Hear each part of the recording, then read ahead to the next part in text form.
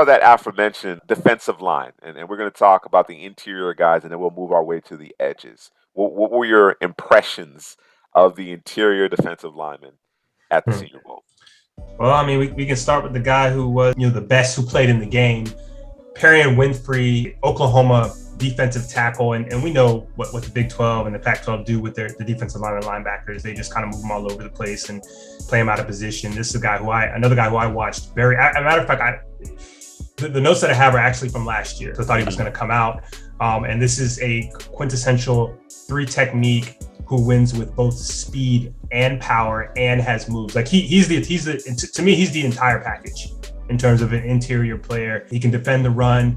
He can, rush the passer from the inside. I mean, he was a game wrecker in practice. It was almost to the point where he's one of those guys where you're like, man, I don't even know if I want this guy to play in the game because, we're trying to get a look at guys and he's just out here just doing too much. I mean, it was ridiculous at times, man. And it just reminded me of how good he is. And I honestly, man, I kind of forgot about him, man, until about the second or third play that he made in practice. I said, damn, I forgot about this guy. Like, what was I doing? You know what I mean? Because as far as I'm concerned, man, and we're going to have a series here. It's going to be a versus series in terms of who's the best interior guy to take. And obviously, a couple of these guys they're different flavors in terms of interior guys and what they can do. But listen, is this guy may compete for the first 3 technique defensive tackle taken off the board? And I know a lot of guys are yelling at, what about Devonte Wyatt? I'm trying to tell you, we can talk about it. Let's talk about it. Let's talk about it. Let's talk about it. Let's talk about it. I'm not giving too much. because we're going to do the verses. Got to leave it a little bit for that. Yeah. But Devonte Wyatt, he balled. He just didn't flash as much as Winfrey. Before you go on, I just wanted to make a point regarding Winfrey, that there's kind of an infectious energy that he has as well. Mm-hmm. Teams love that. Tangible. Man. Yes, the intangibles, the leadership, the enthusiasm.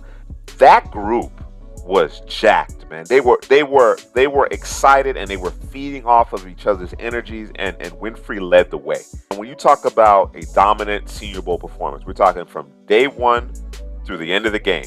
There wasn't a day that Perrion Winfrey wasn't turning heads, wasn't making himself money.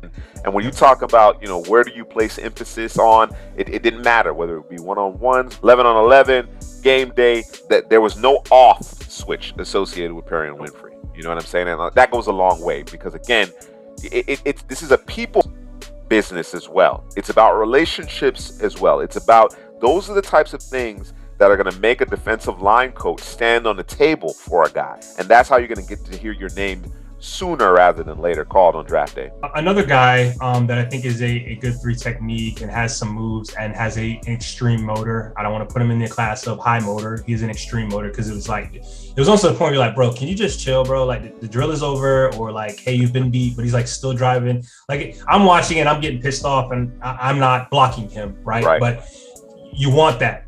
Is Logan Hall from Houston. The dude just wouldn't stop, man. And if you're not ready, he's gonna beat you. Like there's no question.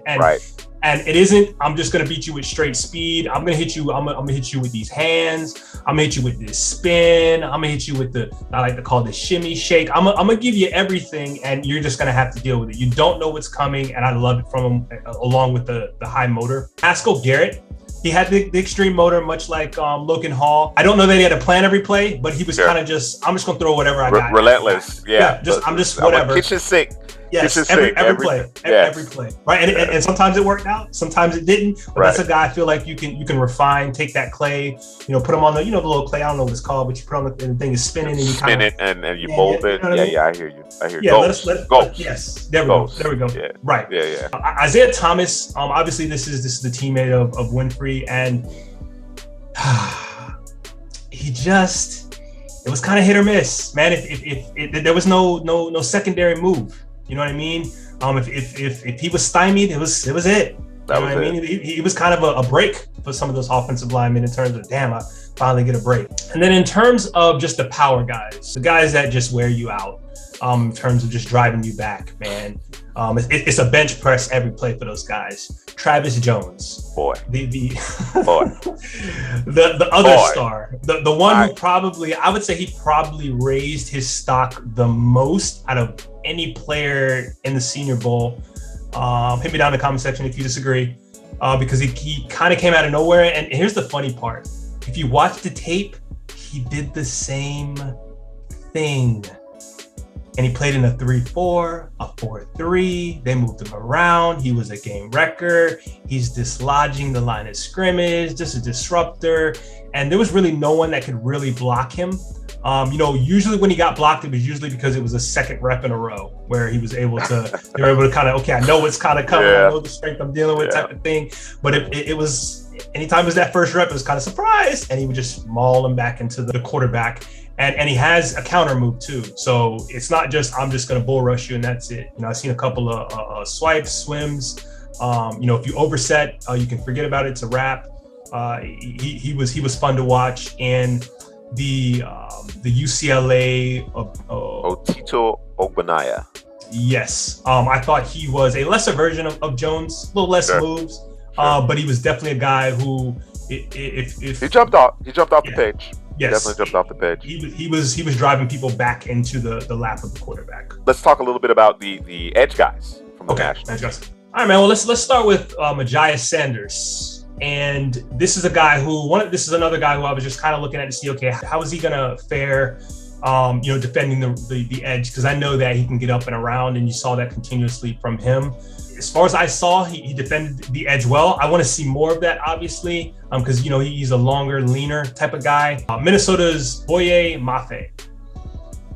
Yeah, when you go to watch our one-on-ones with him, number 34, that's what he is. Explosive, off the edge, fantastic hands.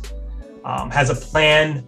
If you plan on stopping him on the edge, he will take that inside route. He will spin on the inside, make the play. He is a guy who I think might be second in line or maybe third in line in terms of helping his stock in this draft.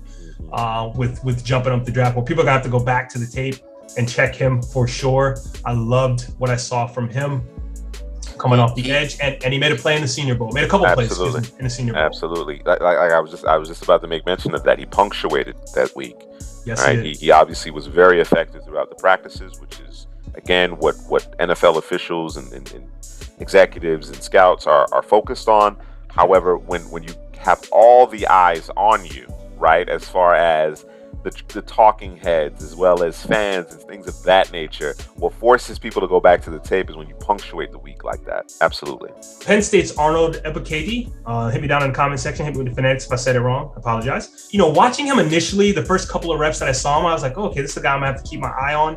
He was more flashy than he was, I would say, consistent. I think he's a guy that can definitely defend the edge. He has long arms. He uses them very well.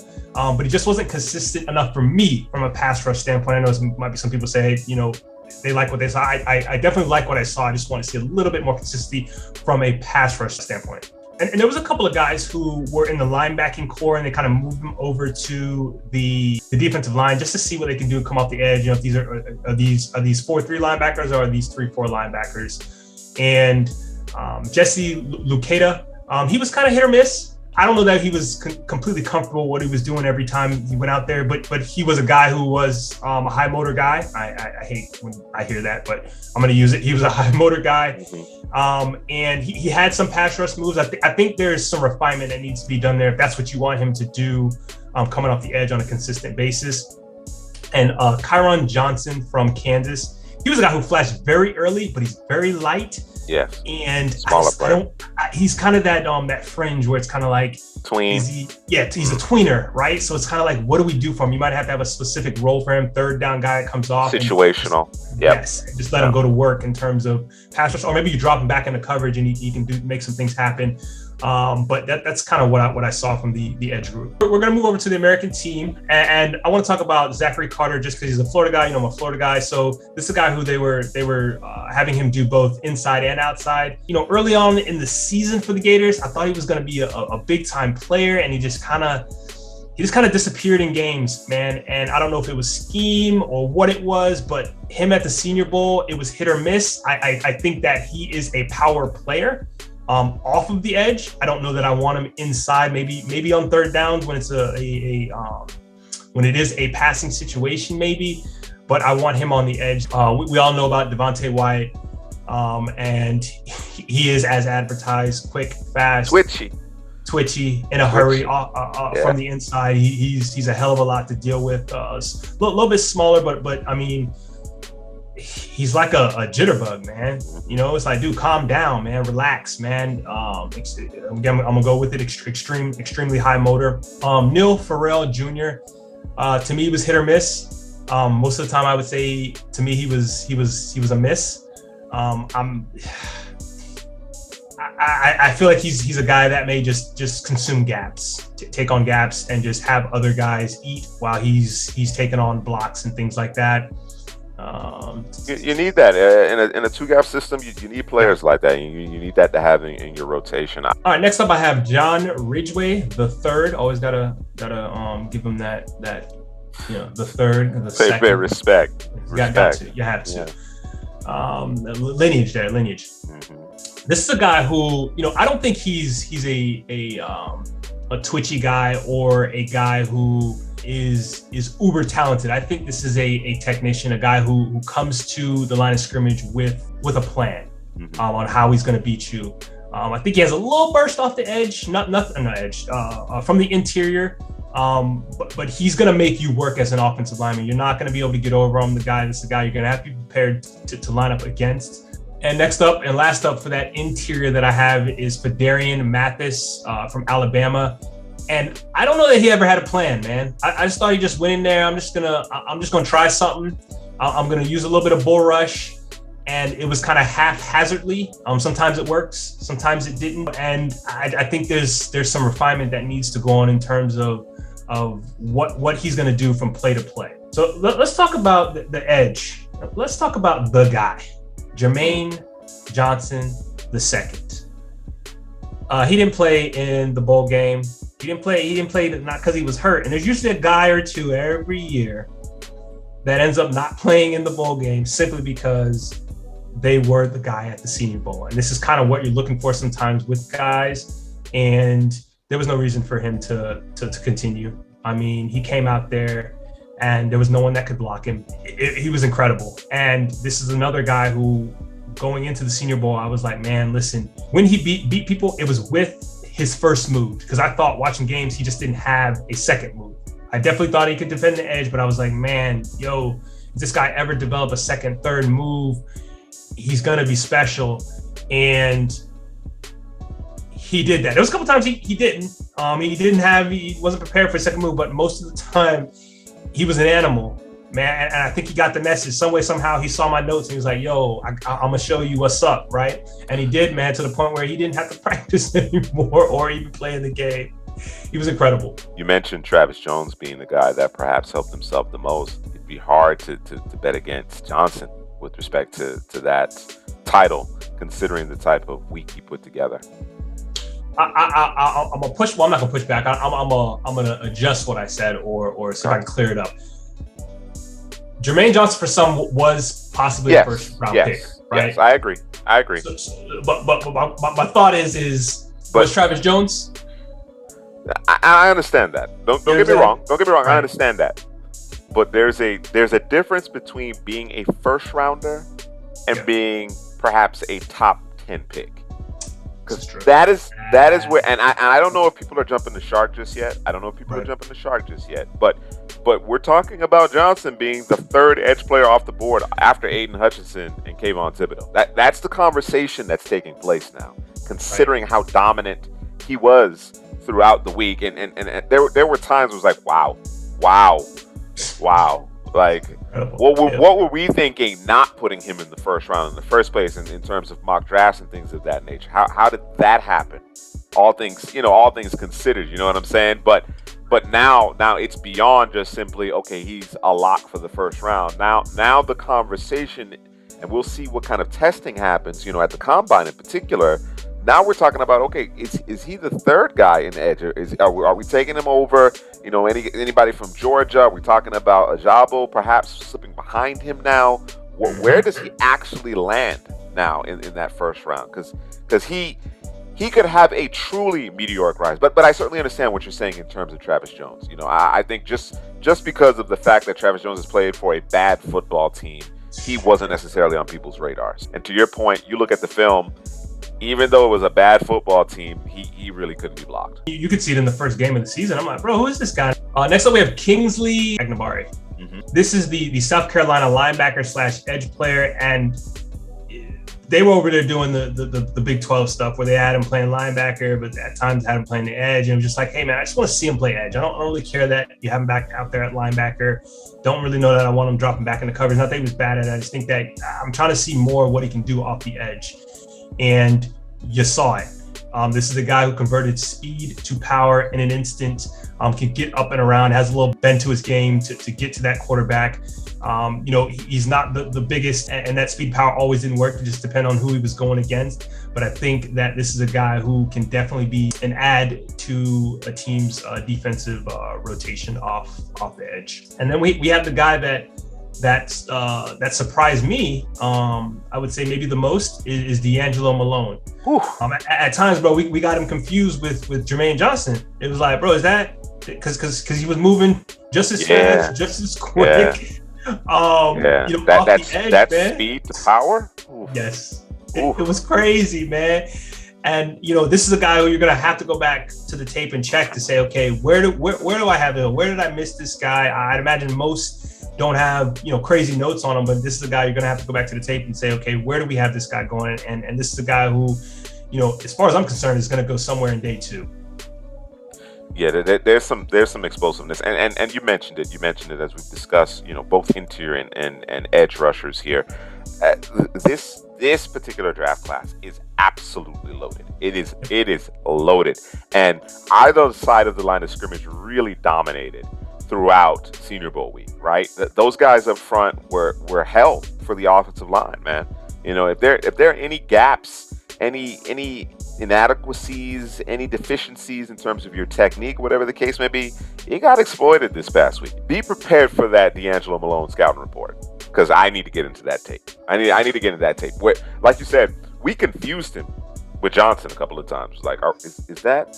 Hold on, that's not Johnson.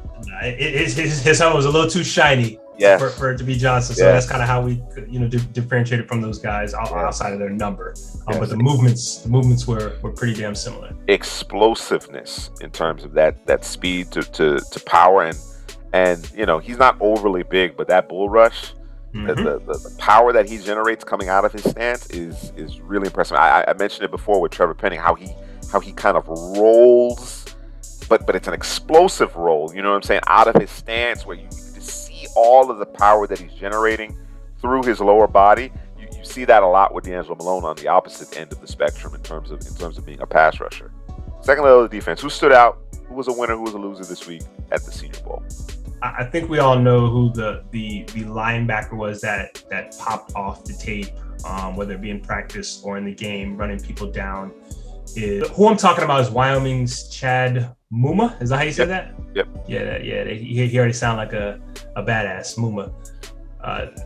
Just watching the practices, this is a guy who was playing in the middle, and I think he can play any linebacker position.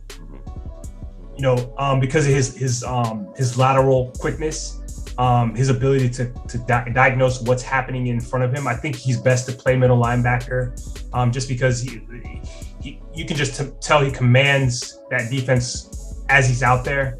Not to say that the strong or the weak side linebacker can't do that, but being in that middle, you kind of see everything. It's a little bit better view than the other linebacker positions, and this is a guy who Dallas needs to go ahead and draft and stop playing. But this is a guy who you can put in the center of that defense, and he's going to make things happen. It's a guy who can drive back into coverage, no issues. And he's a guy who, if he messes up, the next play he's going to fix it. Sure. There's no repeat in terms of screwing things up. And that speaks to being teachable. And that speaks to understanding the scheme and getting it down much quicker than anybody else. And if you have that green sticker on your helmet, that's what you want from that guy. Absolutely. So he's probably going to go, it depends on what he does at the combine, but I would assume he's going to go somewhere on the early second day, somewhere second round, I would assume. He's going to be drafted higher than Logan Wilson was. And then the other two linebackers I want to talk about is Channing Tindall from Georgia, Damone Clark from LSU. Tindall, to me, I'm not I don't know if he's an edge guy. I don't know if he is a Just straight out linebacker, I'm not 100% sure where you want to put him. I think maybe it's probably outside linebacker, maybe weak side linebacker. It's a guy who, he's outstanding, coming off the edge or even coming inside interior blitzing.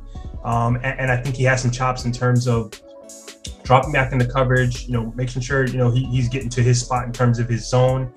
And he's to me, he's a playmaker. Clark is, to me, he's probably best coming downhill. He made a ton of plays in practice doing that, although, the linebacker position in practice is kind of, it's not as clear cut in terms of reviewing that position, because everybody's in shells. You're not killing anybody. You're not going to the ground. So it's for me, in terms of, shedding blocks and all that, is a little bit missing from that position when evaluating it. I'd rather see when everybody's in full pads, going full bore, and you can actually go to the ground in terms of making tackles and different things like that. Mm-hmm. But just the linebacker position in general for the Senior Bowl, I don't like evaluating it just because of how the practices go. And I understand they want to keep people up and nobody gets hurt. Just to add to your assessment of the linebackers, and I tend to agree with you. It's the nature of what they do throughout the week makes it a little difficult to really get in there on the linebackers. This is one of the few positions where I place a little bit more emphasis in terms of their performance during the game, to be honest with you. It's one of those things. I think the main thing that you want to think about as far as the linebackers are concerned from the practices is the coverage. This is a passing league. Covering the tight ends, covering the backs, whether it be the wheel route, an out, whatever the case may be. And then at times, you're going to green dog as a linebacker. You're not necessarily going to have an assignment, and you got to make a decision whether or not you're going to go and get the quarterback. So are you bringing hats to the party when you blitz? You know what I'm saying? If you're getting stoned by running backs, that's not a great look. That's not a great look. It's not an end all be all, obviously. You know what I'm saying? It's not so damning that you're taking off people's boards, but you do like to see a certain level of violence and being able to kind of rock that running back, disengage, and make your way to the quarterback. You understand what I'm saying? So just to make mention of a few guys that intrigued me. I think there are varying degrees in terms of their performance, but Aaron Hansford from Texas A&M, I thought he acquitted himself pretty well. Guy that we learned about, really had a really impressive year. I can't wait to really dig into his tape, but I believe he was the Sun Belt Player of the Year, and that's DeMarco Jackson, linebacker from Appalachian State. He was wearing the green dot. Unfortunately, during the game, as I'm watching it, there were a few times where he just simply got engulfed. You understand what I'm saying? So I want to go back to the tape to really get a better sense of how he performed throughout the 2021 season. Darian Bevers, that Cincinnati team is so talented. So many players from that particular team actually showed up in Mobile and made a difference. I think he helped himself quite a bit as well. Again, it's one of those positions where typically Senior Bowl, the practices hold the most weight.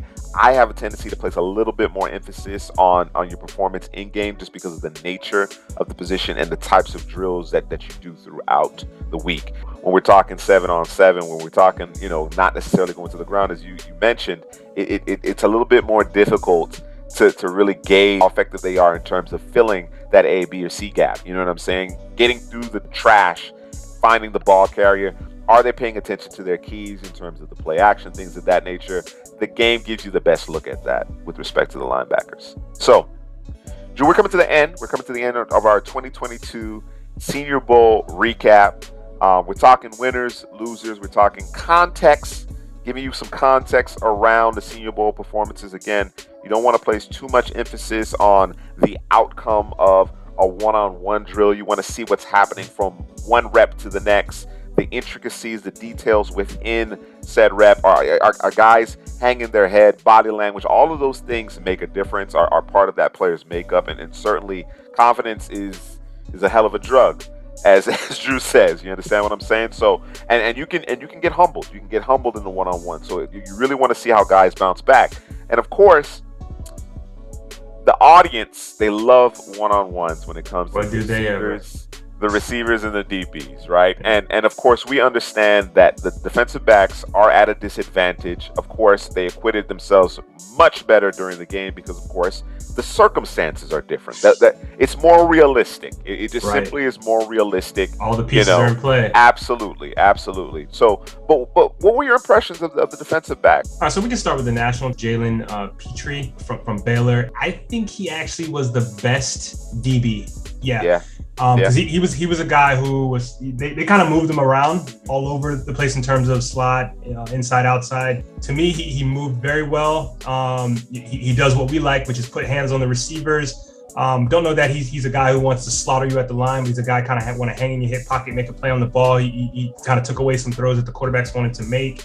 He's a guy who's not afraid to come up and tackle, which is, I like to see. I think he's one of the DBs who really, really helped himself, and it's going to make teams go back to the tape and wonder, okay, where can we fit him in on our team? Because there's probably a couple positions that he can play.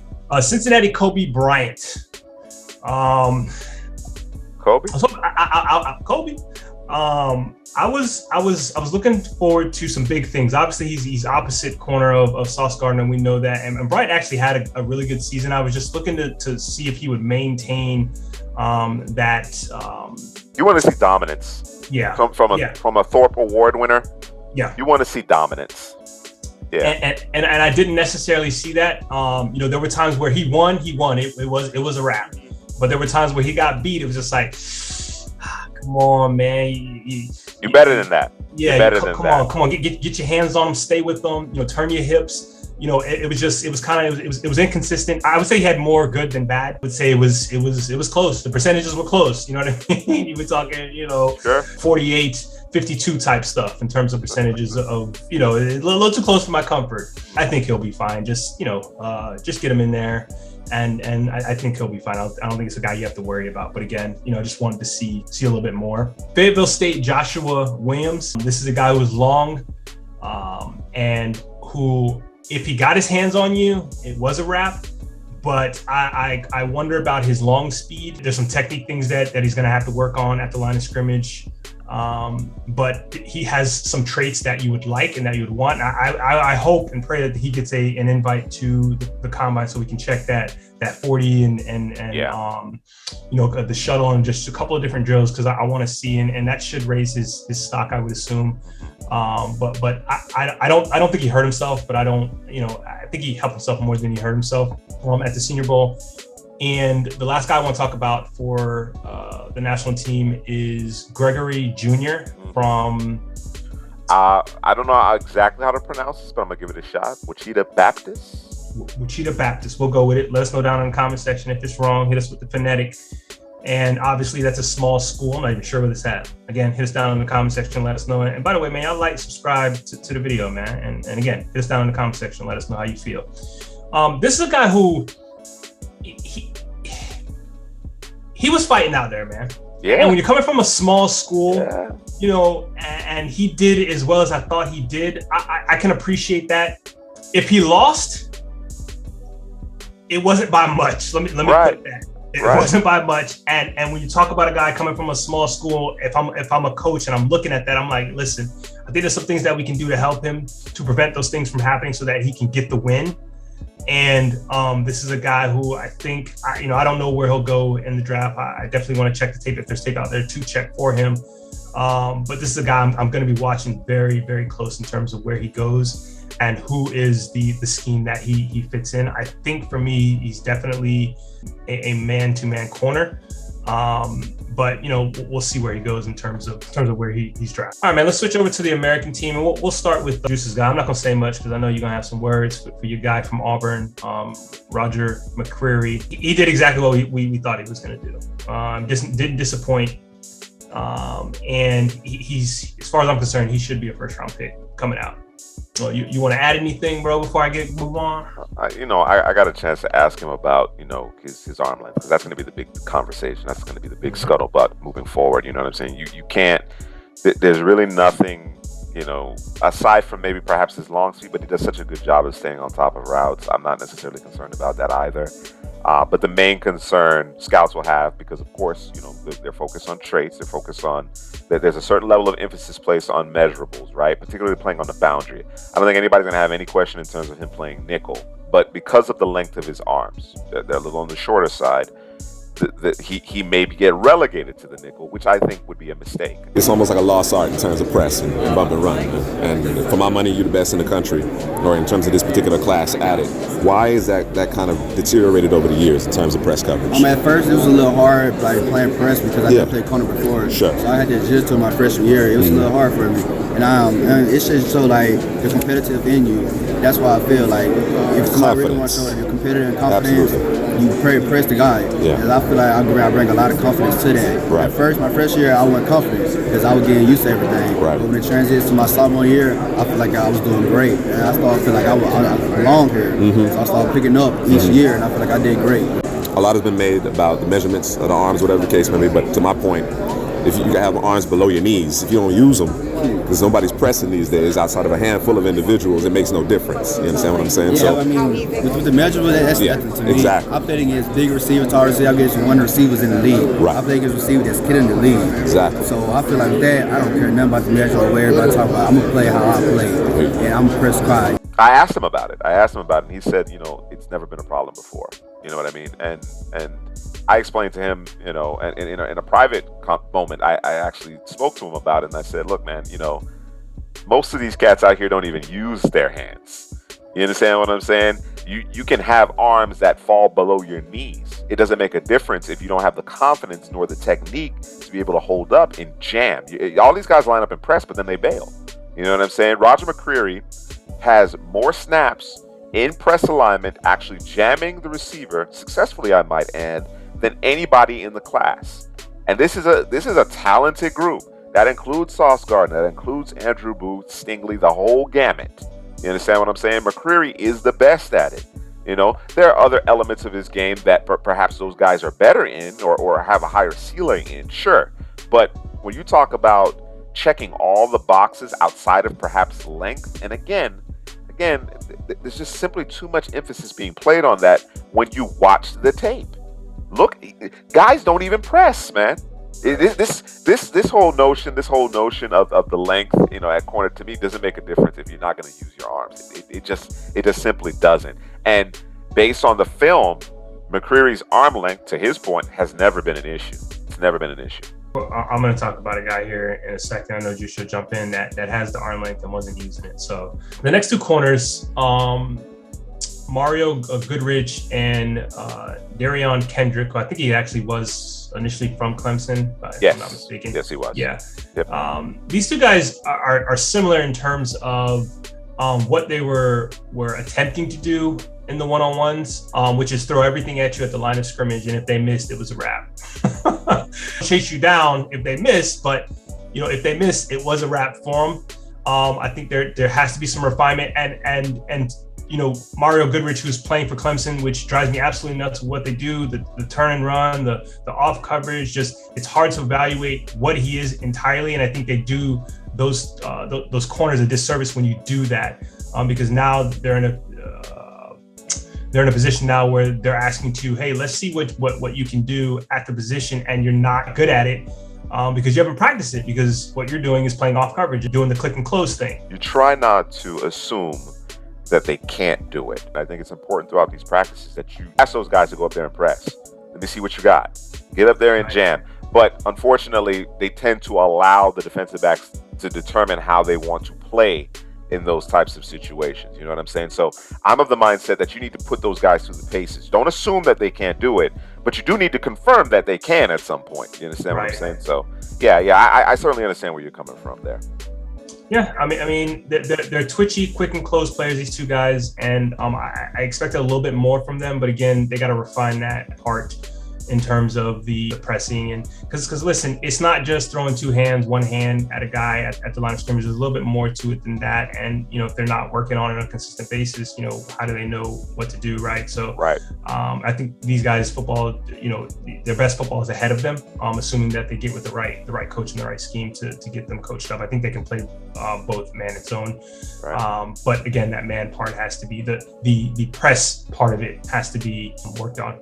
A guy who surprised me, and I think he got pooped. He got pooped on a little bit because he was getting beat. But I can appreciate the recovery. I can appreciate the I'm not giving up. I'm going to be in your hip pocket. Yeah, is a Caleb Evans from Missouri, guy who he was beat on a couple of the one-on-ones that I saw, a little bit more than I like, but he's also a guy who came back and made a play when he was beat, whether it be knock the ball out or hit the receiver and they drop it. What that looks like in the league, I don't know, against more superior receivers who actually will catch the football, and maybe you won't be able to fight through it, but I can appreciate the fight. And it's a guy that kind of keep your eye on, probably a day 3 guy. But again, this is a guy who see what happens at the combine. Cam Taylor Britt from Nebraska. I don't know what was going on here, man, because this is a guy who they just did a bunch of off coverage, and I was wondering why. Then I went back to tape and I watched, and I said, I got it. He is very, very, very handsy. Maybe they were just trying to get a look at him in terms of how does he look in terms of click and close, because he is a playmaker, and maybe they were just trying to test it out. I didn't like it, and he was the only guy that I saw do that. So I don't know if that was something where he was like, "Hey, coach, I'm going to assume that's what they were asking him to do," because it was just strange. Sam Houston State's Zion McCullum. He kind of fell into the category of Mario Goodrich and Darian Kendrick in terms of throwing the kitchen sink out there. I think he's not as twitched up as those guys. So when he was beat, it looked a lot worse. Toledo, Tyson Anderson, he was kind of a mixed bag. I know from the early tape that I watched, I was not impressed. It was not good. Didn't matter if he was on coverage, off coverage. It was almost like he just kind of like, I don't know, man, was a moment too big for him? I hate to say that, but it was, I don't know, man, but he made some plays later on in the week, and I think he may be better off playing off than playing on. He looked a little bit more comfortable, just kind of keeping his eye on the quarterback and coming up and making plays. So maybe that was his cup of tea. And then Tariq Woolen, your favorite guy, with the long arms, and don't use them. When he used them, he was dummying folks. Like, he wasn't going anywhere. But the percentage of him using his hands and arms was like a 10% chance, which is crazy to me. How do you get beat one play and then the next play you use them and you dummy the guy? The guy can't even leave the line of scrimmage, and then 2, 3, 4, 5, 6 plays in a row you don't use your hands. It's crazy to me. It doesn't make sense. Yeah, and you try to give him some leeway for being new to the position. Ultimately, originally he was a receiver. Correct. And he transitioned to the corner position here recently. But I can't imagine, and I could be wrong. I could absolutely be wrong. Unfortunately, we didn't get an opportunity to speak to him during the week. But I would have loved to be able to say, get in his head a little bit and say, hey man, what's your thought process with your approach? Because look, you have things that people can't teach. That the league covets. You know what I'm saying? You have long speed, you have size, and you have length. You understand what I'm saying? And to your point, when he decided to use that length, the receivers had no chance. They had no chance. But when he didn't, and he wanted to rely on that ability to turn and run, the receivers stacked him. You know what I'm saying? And I imagine he's going to end up on a team that plays a lot of man or is a very much a cover 3 that will get physical with the receiver at the line of scrimmage. That to me would be ideal for him. But if you try to mirror and match when you're not that when you're a little bit more stiff, you're more straight line in terms of your speed, then you're going to get got out there. You know what I'm saying? You're going to look the part, but you're not going to get the outcomes you want. Like I said, when he got his hands on the guys, that was all the difference. It was all she wrote. You understand what I'm saying? So as a coach, that's what I'm going to make sure that I drill into him, is that I don't want you. Unless it's 3rd and 15, no turn and bail, no off coverage. You get up there and you uppercut those receivers in the throat. That's what you do. You understand what I'm saying? With all that length and reach. You know what I mean? It's ridiculous. It's ridiculous. I actually expected a little bit more from Alontae Taylor. He wasn't terrible, but I expected a little bit more from him. I like Leon O'Neal Jr., man. I just like the energy that he brings. You know what I'm saying? We'll see ultimately, how it translates to the NFL level, but I like the energy that he brings. You mentioned it before. Roger McCreary is my guy. There's really nothing to add there. Check out the scouting report on the channel. Veron McKinley from Oregon was a late add. You may have seen him in the one-on-ones. That's not his game. That's not his game. Although I think he can help out in the nickel, he is a center fielder. He's a playmaker, and I think he will ultimately be a day 3 steal. I think that's how that's going to turn out. And the first guy you mentioned among the DBs, Jalen Pitre, he was terrific, man, and he looked incredibly comfortable in press. He was confident. The technique was good. He was always in position to make a play, very rarely out of position, and that ability to, and what teams are going to see is, oh, there's our nickel. That's what teams are seeing. They're not saying, oh, that's a safety who can cover. No, that he was that good. They're saying, oh, there's our third corner right there as far as a nickel is concerned inside the numbers. We can live with that. What really jumped out at me was the confidence. You know what I'm saying? When guys are playing with that kind of confidence, in a one-on-one drill in particular, and you're lining up and you're challenging receivers off the ball at the line of scrimmage, that speaks volumes. That speaks volumes. That is one of those big takeaways that you can take. Because again, the one-on-ones with the DBs and receivers, the advantage is clearly receiver. It's clearly receiver. For you to not only have the confidence to challenge those receivers, but do so effectively goes a long way. And you can see, of course, translate into the 7-on-7, 11-on-11 in the game, of course. Didn't mention Tariq Castro-Fields. I thought he competed. I didn't know a whole lot about him. Expecting Jaquan Brisker, who, again, not unlike our guy Jahan Dotson, I think was a mistake, but ultimately they'll be able to rectify that situation at the combine. But I thought Fields competed. Damari Mathis competed, but found himself out of position a little too much for my liking. A guy that I thought was really intriguing. Didn't win all of his reps. Obviously, got beat at times, but I thought just looked the part to me. With that naked eye, without necessarily having delved into the film, and that was Jalen Watson for Washington State. I think there's something to work with there. We talk about clay. We talk about molding.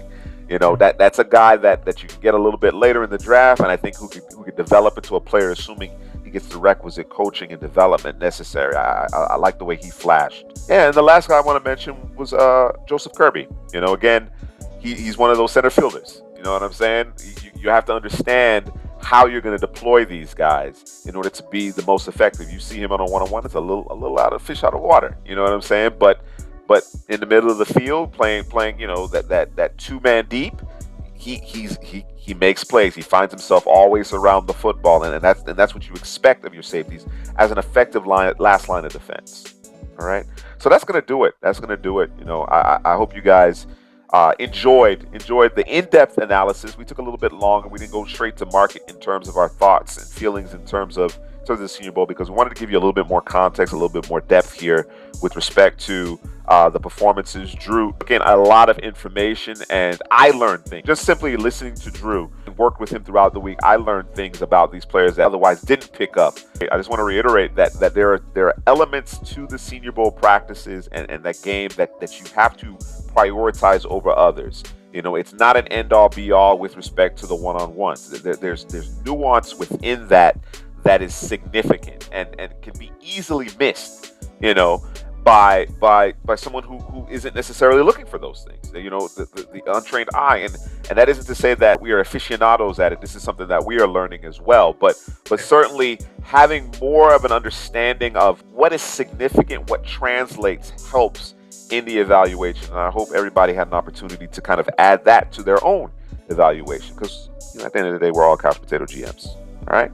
So for Drew, this is Juice signing off.